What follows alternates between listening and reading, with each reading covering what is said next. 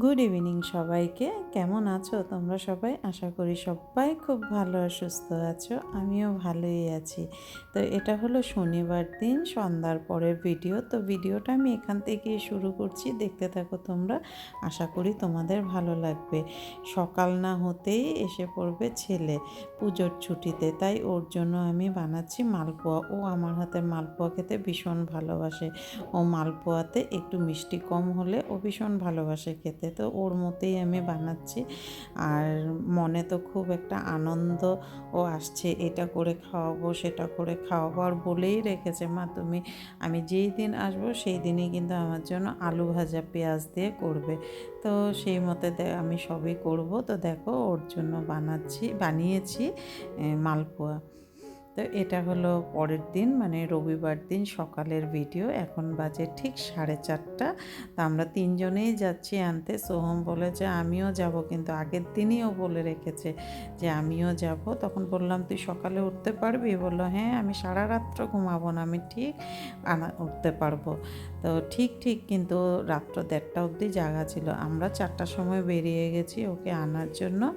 তো ট্রেন ঢুকবে পুরো 5টা বাজার 10 মিনিট আগে। তো ওইভাবেই আমরা বেরিয়েছি যাতে গিয়ে আমরা 10 মিনিট ওয়েট করতে পারি। তো দেখো স্টেশনে এসে পড়েছি, পুরো অন্ধকার ছিল একদম।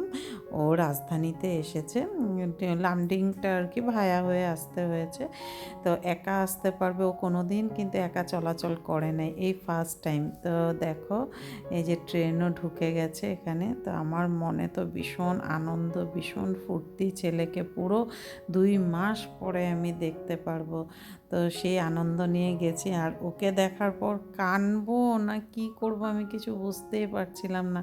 তা আমি বলছি তুই ট্রেনটা দাঁড়াতে দে, তারপর নামিস। আমি তখন কানবো না কি করব কিছু বুঝতেই পারছি না আনন্দেতে একদম। তো দেখার সাথে সাথে এই তো দেখো একদম জড়িয়ে ধরেছি পুরা ওকে। তো আর কি বলবো, এই জায়গাটা বলার কিছু নাই। তো দেখতে থাকো তোমরা। আর এই মোমেন্টটা সোহম ক্যাপচার করেছে, আমি ভাবতেও পারি নাই যে এই জায়গাটাও ক্যাপচার করবে। তো ওই সময়টা মাথার কোনো ঠিক থাকে না, কিন্তু সোহম সুন্দর ক্যাপচার করেছে আমাদের মা ছেলের মিলটাকে। তো যাই হোক, এর তো আসলাম, আমরা ওকে নিয়ে যাচ্ছি এখন। দুই ভাই, তো ভাই ওকে মানে ব্যাগটা উঠাতেই দিবে না। কি ফুর্তি দেখো সোহমের মুখে। 1 সপ্তাহের জন্যই এসেছে ছেলে, আবার দশমীর দিন চলে যাবে। তো আসার পর বাড়িতে এসে আর কি চাটা খেয়ে আমরা সবাই একটু রেস্ট নিয়েছি। তারপরে এই যে দেখো ওর জন্য আলু পেঁয়াজ ভাজা আর ছোলার ডাল করছি, লুচি দিয়ে খাবে। আর ওর পাপা তো সব রকম মিষ্টি এনে রেখেছে, ও যা যা ভালোবাসে সব রকম মিষ্টি এনে রেখেছে। তো ব্রেকফাস্টে সেগুলাই দিব আর কি। তো এদিকে আমি ছোলার ডাল করছি নারকেল দিয়ে, আর আলু ভাজা, আর সাথে লুচি, আর মিষ্টিতে থাকবে হলো কাজু বরফি, কারণ ছেলে কাজু বরফি খেতে ভীষণ ভালোবাসে। আর ও যা যা মানে মিষ্টি ভালোবাসে সমস্ত কিছু ওর পাপা এনে রেখেছে। তারপরে বিস্কুট বলো সব কিছুই তো এনে রেখেছে।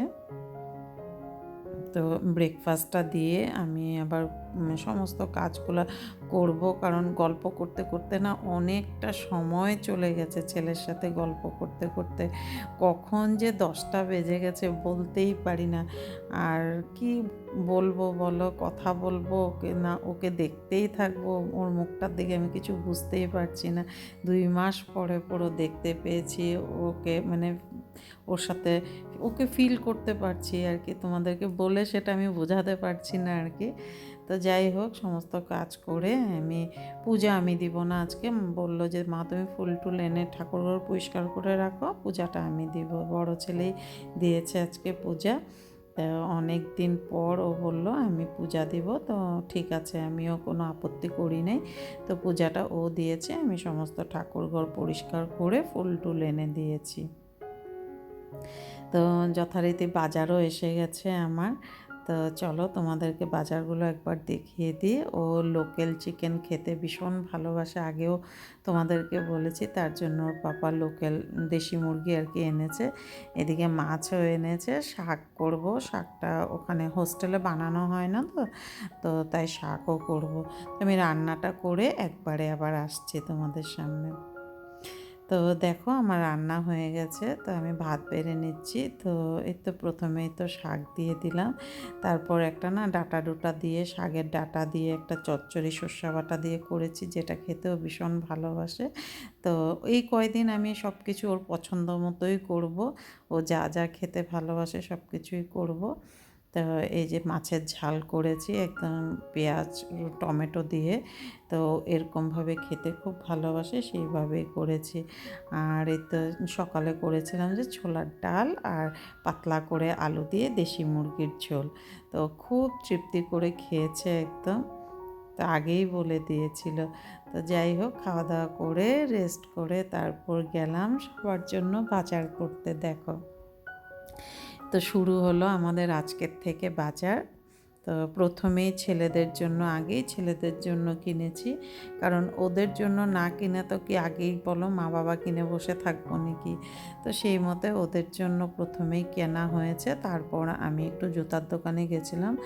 তো দিনটা এইভাবেই শেষ করলাম খুব আনন্দ ফুর্তিতে। ভিডিওটা যদি ভালো লাগে একটা লাইক করে দিও, কমেন্ট করে দিও।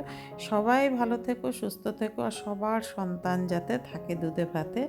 তো আজকে তাহলে আসি, তো নেক্সট আবার আসবো সুন্দর একটা ভিডিও নিয়ে। টাটা।